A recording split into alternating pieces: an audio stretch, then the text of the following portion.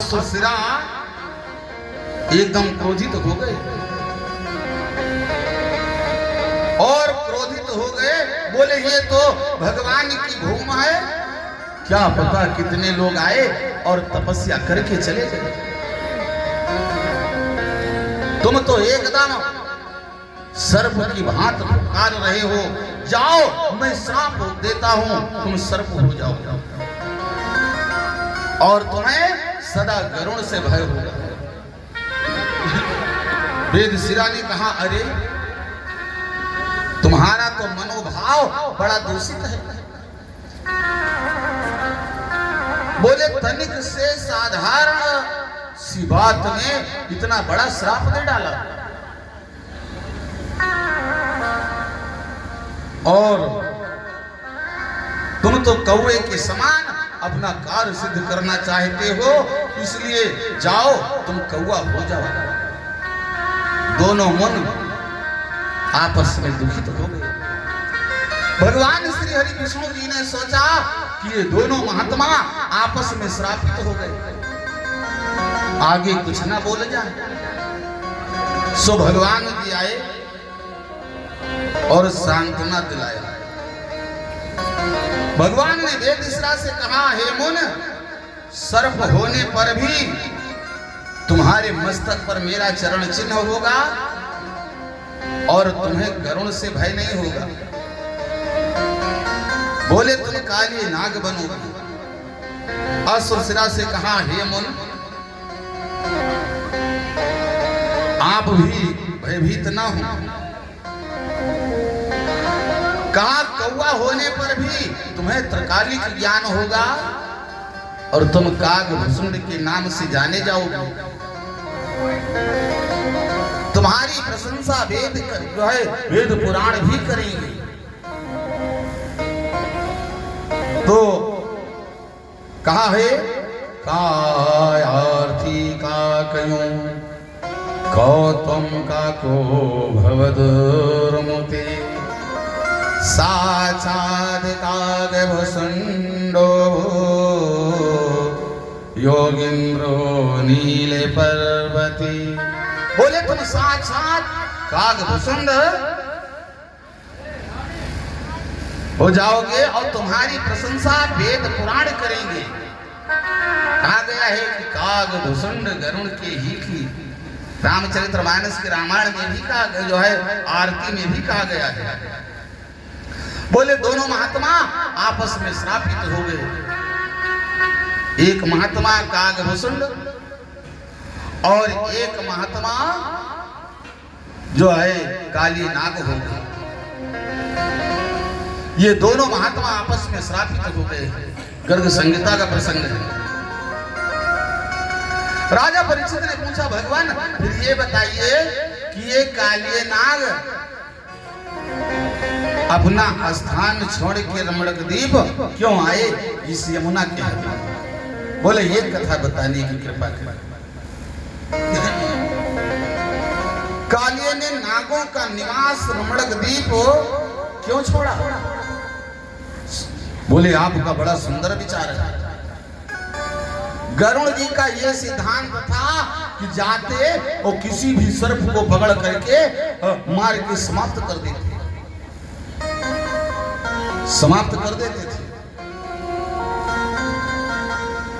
और एक दिन सारे सर्पों ने विचार किया कि गरुड़ जी का ये व्यवहार बिल्कुल ठीक नहीं है। बोले मेरा विचार ये है कि सब लोग एक सभा बुलाएं और गरुड़ जी से ये बता दिया जाए कि तुम्हारे जो है भोजन की व्यवस्था कर दिया जाएगा। तो एक वृक्ष के नीचे एक बलि रख देते थे, बलि देते थे किसी सर्प की। गरुड़ जी आते, अपना उसको आप भक्षण करके सीधे चले जाते। अब सबका नंबर लगने लगा, जितने सर्प थे। जब काली नाग का जो है नंबर आया, अब ये काली नाग बल में अधिक होने के कारण सभी सर्पों ने कहा भैया अब की बार तुम्हारा नंबर है, तुम जो है गरुड़ के भोजन की व्यवस्था करो। अब की तुम्हें कोई बलि की व्यवस्था करना पड़ेगा। काली नाग ने मना कर दिया, बोले हम कोई व्यवस्था नहीं करेंगे। दूसरे सर्पों ने समझाया कि अगर आप व्यवस्था नहीं करोगे, अगर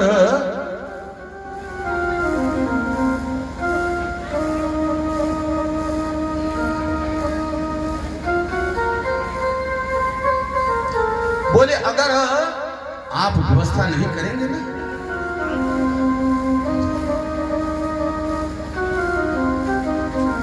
सिराज बोले अगर आप व्यवस्था नहीं करोगे तो ये काली नाग तो सभी सर्पों ने कहा कि गरुड़ जी महाराज कुपित हो जाएंगे, क्या पता किसका भक्षण कर दे, आपको व्यवस्था करना चाहिए। काली नाग ने मना कर दिया। दूसरे सर्पों ने व्यवस्था करके वृक्ष के नीचे एक बलि की व्यवस्था करके रख दिया। अब वो गरुड़ का आहार काली नाग ने स्वयं भक्षण कर लिया। इस पर गरुड़ आए और देखा कि हमारा आहार काली नाग ने भक्षण किया। सो काली नाग और गरुड़ जी में युद्ध होने लगा, घोर युद्ध होने लगा। एक ऐसा पंख मारा कि काली नाग यमुना के उस हद में आ गई। पूछा महाराज ये बताओ, जब काली नाग यमुना के हद में गिरे तो यहाँ गरुड़ जी क्यों नहीं आते थे? कहा ये भी बड़ा सुंदर विचार है। महापराक्रमी कश्यप पुत्र गरुड़ जी वहां क्यों नहीं आते थे, मैं ये अवश्य बताऊंगा। बोले यमुना के जिस हद में काली नाग रहता था ना, वहां क्या हुआ कि एक बार काली नाग पहुंचा और मछलियों को मार के खाना शुरू कर।